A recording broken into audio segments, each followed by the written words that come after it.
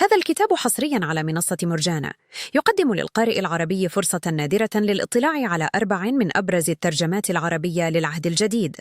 وضعت في أعمدة متقابلة تمكنه من رؤية النص المقدس من زوايا لغوية وتعبيرية متعددة، دون مساس بجوهر المعنى أو الروح الإيمانية.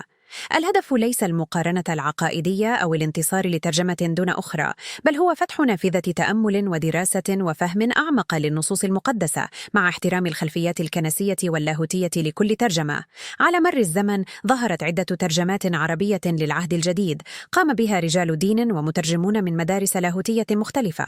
كل ترجمة جاءت بأسلوبها الخاص، تأثرت بزمنها وجمهورها والمصطلحات التي فضلها أصحابها. نعرض في هذا المجلد الأولى، ترجمة فان دايك، وهي الأوسع انتشاراً في الكنائس الإنجيلية. تمتاز بأسلوب لغوي فصيح ومرتبط بالتراث العربي الكلاسيكي، تعتمد على النص اليوناني التقليدي، وتعد مرجعاً لعدد كبير من الدارسين والوعاظ. الترجمة اليسوعية جيزويت، من إعداد الرهبنة اليسوعية، وتركز على الدقة النصية والعودة إلى المخطوطات الأصلية.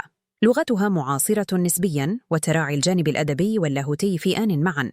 الترجمة العربية المشتركة، عمل تعاوني بين كاثوليك وبروتستانت، تهدف لتقديم نص مبسط سهل الفهم مناسب للقراء الجدد والمجتمعات غير المتخصصة، تتجنب المصطلحات الجدلية وتراعي الوضوح. الرابع، ترجمة القس قزمان البراموسي، ترجمة قام بها القس القبطي الأرثوذكسي قزمان البراموسي بأسلوب محافظ قريب من ليتورجية الكنيسة القبطية.